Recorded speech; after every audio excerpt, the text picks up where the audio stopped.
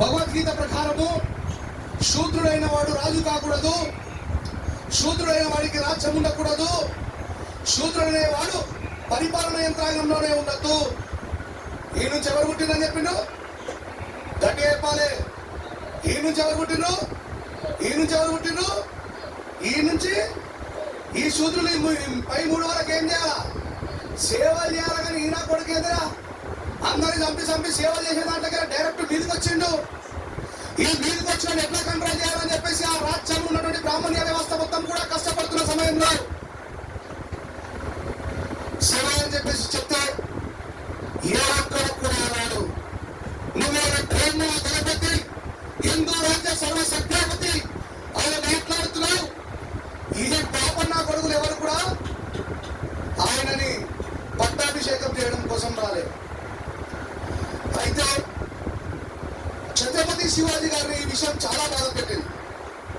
అరే, నేను ఇంత పోరాటం చేసి మొదలైన యుద్ధం చేసి దేశంలో ఉన్నటువంటి ముస్లిం మిత్రులం మేము అంతా కలిసి వలస వచ్చినటువంటి ముస్లింల పైన దాడి చేసి దండయాత్ర చేసి విజయం సాధిస్తా, ఈడెప్పుడో వచ్చి మంత్రం చదువుతూ తప్ప నేను రాజును కాదని చెప్పి నమ్ముతారండి ప్రజలు అని చెప్పేసి ఛత్రపతి శివాజీ చాలా బాధపడతారు. మిత్రులు,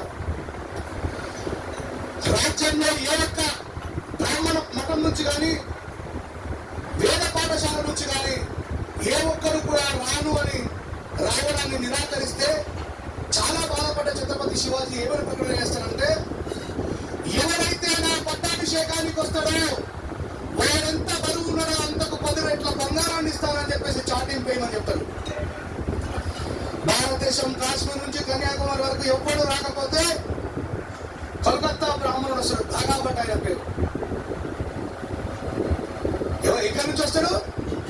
కోల్కతా బాబురాడు మంచిగా చేపలు తింటారు, మంచిగా మందేస్తారు, కనబడకుండా మీ అమ్మ పిక్కరికి 4 మంత్రాలు చదువుతుంది, ఏమన్నా 10 ఎత్తుల బంగారం వస్తాక పైసల కోసం అని చెప్పి వస్తాడు. వచ్చి మంత్రాలు చదువుతాడు, అన్ని చేస్తాడు. ఇప్పుడు ఏంది? వీర తిలకం దిద్దాలా ఛత్రపతి శివాజీ? ఏం దిద్దాలా?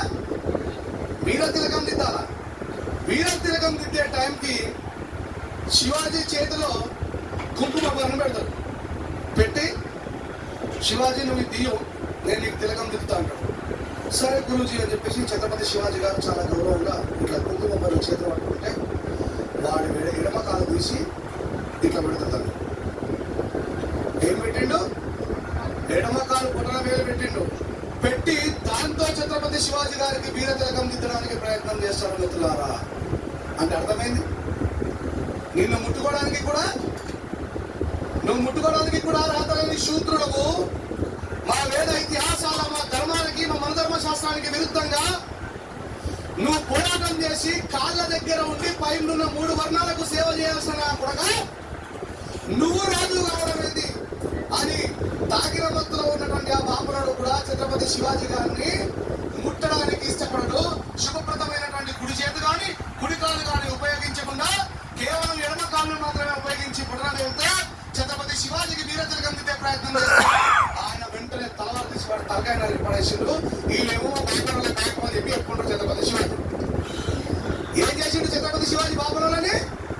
తల నరికితే ఈ దేశంలో శూద్రులకు ఏ అర్హత అయితే ఉండొద్దని చెప్పి నువ్వు అంటున్నావో వాళ్ళకు అర్హత ఇస్తామని చెప్పేసి పాఠశాలను స్థాపించి శూద్రులుగా పిలువబడుతున్న వాళ్ళకి అప్పుడే లోన్లు ఇచ్చి మన రైతుల కోసం అద్భుతమైనటువంటి పథకాలు నిర్మాణం చేసినటువంటి ఛత్రపతి శివాజీ శూద్ర మహారాజు అయితే ఎవరికో కొడుకు కొడితే నా కొడుకు అని చెప్పి చెప్పుకునేటువంటి సిగ్గులే నా కొడుకులు వీళ్ళు. ఎస్, నిజమే, వాళ్ళు అదే చెప్పుకుంటారు. అందుకే బాబాసాహెబ్ అంబేద్కర్ ఏమన్నాడు? చరిత్ర తెలియని వాడు ఈ 106 పేజీల పుస్తకం మీద ఉండే బీసీలా మీ బీసీ నాయకుడు అయ్యా చెప్పాల్సి వస్తుంది సిగ్గు లేకుండా. మీ బీసీ నాయకుడైన మహాత్మా జ్యోతిబా ఫులే చూపెట్టిన మార్గంలో నడుస్తున్నాం రాయ్యా మేము. మా బాబాసాహెబ్ నడిచిండు, నేను నడిచినా, బయట నడుచుడు, అందరం నడుస్తున్నాం. అయ్యా మహాత్మా జ్యోతిబా ఫులే పుస్తకాన్ని చదవండి కనీసం, అప్పుడైనా మీకు అర్థమవుతుంది ఈ దేశం తగలబడబోతున్నది.